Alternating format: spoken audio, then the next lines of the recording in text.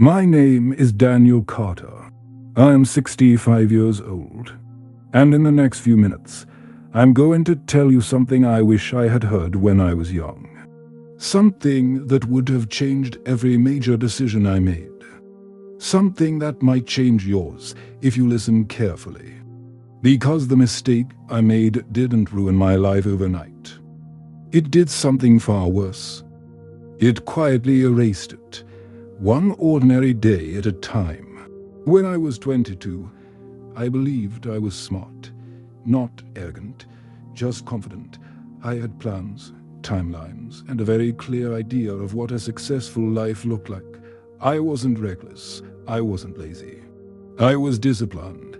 I delayed pleasure. I chose stability. I told myself I was doing everything right, and for a long time, the world agreed with me. I grew up in a modest home where security mattered more than dreams. My parents worked hard, worried often, and believed that sacrifice was the price of survival. They loved me deeply, but they were afraid of uncertainty. That fear passed to me like an inheritance. So when people talked about passion, creativity, or following your heart, I smiled politely and focused on what felt sensible. I chose a career that promised consistency, not excitement. I told myself excitement was overrated. Excitement was for people who didn't understand responsibility. I watched others take risks while I stayed the course, and every time I felt a small ache inside. My chest, I silenced it with logic. This is temporary. I told myself, this is how grown men live. In my 20s, time felt infinite. I measured life in decades. 10 years seemed like nothing. I believed I could pause parts of myself and resume them later. Dreams could wait. Curiosity could wait. Even relationships could wait. I believed that if I built the right foundation, everything else would fall into place naturally. What I didn't understand was that life doesn't pause while you prepare for it. By my early 30s, I was busy. That's the word people use when they don't want to admit they're overwhelmed. Busy felt important. Busy felt like progress. My days were full, my calendar packed, and my mind constantly racing ahead to the next obligation. I mistook movement for meaning. I married a woman who made sense on paper. She was kind, reliable, and safe. We respected each other, but respect slowly replaced intimacy. Conversations became functional, love became efficient. We weren't unhappy, and that was the problem. Comfort wrapped itself around us like a thick blanket, dulling every sharp edge of emotion. I told myself passion fades for everyone. That deep connection was a myth invented by movies. I convinced myself that wanting more was immature, so I stayed. And staying slowly taught me how to shrink my expectations round that time. My father started aging faster than I expected. His hands shook slightly. His voice softened. He repeated stories. I noticed these changes, but I didn't stop my life to acknowledge them. I visited when I could. I called when I remembered. I told myself there would be more time. One evening, after a long workday, I ignored a missed call from him. I planned to call back the next day. I didn't. 2 days later, my mother called me, crying so hard I could barely understand her words. That missed call became one of the loudest silences of my life. Grief doesn't just hurt. It rearranges you. It forces you to confront how you've been living. For a brief moment, I questioned everything. I wondered if I was spending my time the right way. I wondered if the sacrifices were worth it. But grief is uncomfortable, and discomfort demands change. I wasn't ready for that. So I buried myself deeper in routine. My children were born when I was already tired, not physically, but mentally. I loved them. I truly did. But love without presence is incomplete. I was there for milestones, but not for moments. I measured fatherhood in achievements instead of memories, I thought. Providing was the same as participating. Years passed quietly. That's the part people don't warn you about. There's no alarm that goes off when you waste a decade. There's no announcement. Life just keeps moving forward. Assuming you're paying attention, by my 40s, my body started sending signals, small ones at first. Tightness, fatigue, a general heaviness that sleep no longer fixed. I treated my body the same way I treated my dreams, something to deal with later. I believed discipline could override biology. It can't. My marriage continued in a polite, distant rhythm. We shared space, history, and responsibility, but not curiosity. We stopped asking each other meaningful questions. We stopped growing together.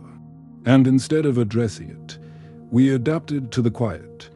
One night, I sat alone in my car after work. Engine off, lights out. I didn't want to go inside. Not because home was terrible, but because it felt empty in a way I couldn't explain. That was the first time I felt truly lost. Not confused or lost. I remember thinking, is this it? Is this what I worked so hard for? The question scared me, so I ignored it. That's how most people lose their lives. Not through bad choices, but through unanswered questions. In my 50s, time started behaving differently. Years felt shorter, birthdays came faster, losses became more frequent, friends talked about surgeries, medications, and retirement plans. The future I had been preparing for my entire life was suddenly here, and it didn't feel like a reward. My children grew independent. They had their own lives, their own priorities. I was proud of them, but I also felt something I didn't expect. Irrelevance, not to them, but to the version of myself I used to be. I realized I had defined my identity through roles that were now fading. Work no longer energized me. It maintained me. Every task felt repetitive. Every success felt smaller. I started counting years instead of possibilities. That's a dangerous shift. When you start counting years, you stop dreaming. The moment that changed everything happened on an ordinary Sunday. No event, no crisis, just silence. I sat at the kitchen table, sunlight spilling across the floor, and felt an overwhelming sense of finality. Not death, closure. Like a book nearing its last pages. That's when the truth hit me with brutal clarity. I had spent my life optimizing for safety instead of meaning. I had avoided risks so carefully that I also avoided depth. I had delayed joy until joy no longer recognized me. Comfort, I realized, is the most convincing trap there is. It doesn't threaten you. It reassures you. It tells you everything is fine, while slowly draining the color from your days. I started replaying my life backward. Not the big moments, but the small ones. The evenings I chose work over conversation. The weekends I chose rest over adventure. The times I said not now instead of why not. None of those choices felt wrong at the time. That's what makes them so dangerous. At 58, my marriage ended quietly. No shouting, no betrayal. Just a mutual recognition that we had become strangers who shared a history. The divorce wasn't devastating. It was clarifying. It forced me to sit alone with myself for the first time in decades. That's when loneliness introduced itself properly. Not the kind that comes from being alone, but the kind that comes from not knowing who you are anymore. I tried to fill the space. I traveled briefly. I read self-help books. I exercised more. All good things.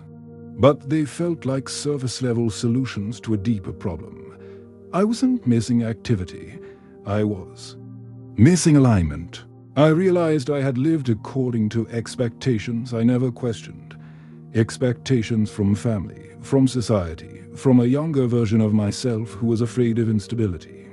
That version of me was well-intentioned, but deeply misguided. Now, at 65, my reflection feels like a stranger and an old friend at the same time. I don't hate my life. That's important to say. But I mourn the life I never allowed myself to live. Here's the truth I learned too late. Time doesn't punish you for waiting. It simply moves on without you. And when you finally look up, you realize the window you were waiting for has closed. If you're listening to this and you're young, or even middle-aged, understand this deeply. You do not need to destroy your life to change it. You need to stop postponing it. Meaning is not found after everything is settled.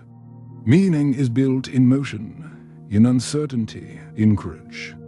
Stop waiting to feel ready. Ready is a feeling that rarely arrives.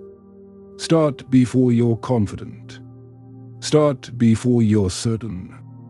Start while you're afraid. Fear is not a stop sign. It's a signal. Take care of your health now, not later. Call the people you love while their voices still sound familiar. Say what needs to be said. Ask the questions you're avoiding. Make the move you keep rationalizing away. The biggest lie I believed was that I had time to become myself later. Later is not guaranteed. I can't reclaim my lost years. I can't rewrite my past. But if my story reaches you at the right moment, then maybe something good can come from my mistakes. My name is Daniel Carter. I am 65 years old, and if there's one thing I know for certain, it's this: the cost of waiting is always higher than the cost of trying. Don't learn that lesson as late as I did.